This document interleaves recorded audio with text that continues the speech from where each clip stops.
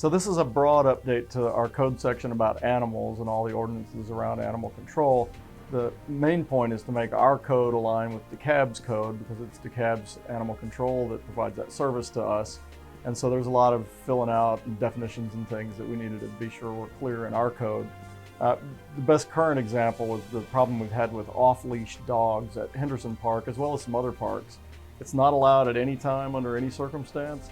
And this update will make that clearer and provide some enforcement measures so that we can take some action to help tamp down the issues that we're having over there.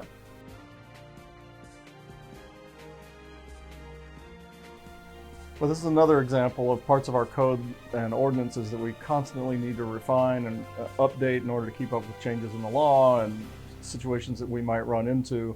And so there's a lot in here, in this case especially about compliance with federal procurement and purchasing policies, so that when we do a project that has to do with federal money, we're certain to be in compliance with all that goes along with that.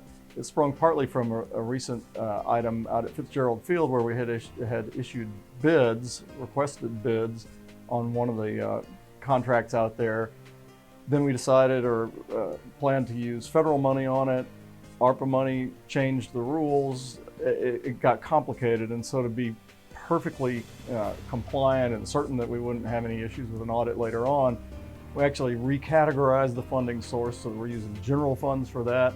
We'll use the ARPA funds in another project where we can be 100% certain that we're in compliance with all the paperwork and processes that need to be in compliance.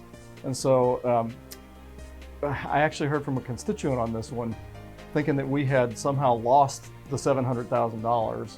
Of course, we wouldn't let that happen. It's actually the other way around. We're making absolutely certain that we can't have to refund or give back ARPA money related to a project like this. So we're in good shape, and these policies will help all of us today and into the future be certain that we're in compliance with all the requirements of whatever the funding source is on a particular project.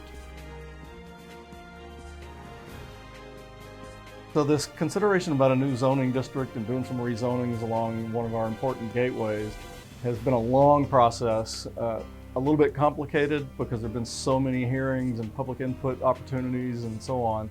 So there were two parts to the project, the first of which was to change our code to create some new zoning districts, or a new special zoning district, which we completed. And this now is to consider the actual zoning for all the parcels that are in that new district. And so it's been to Planning Commission. It comes to us this time for our first read.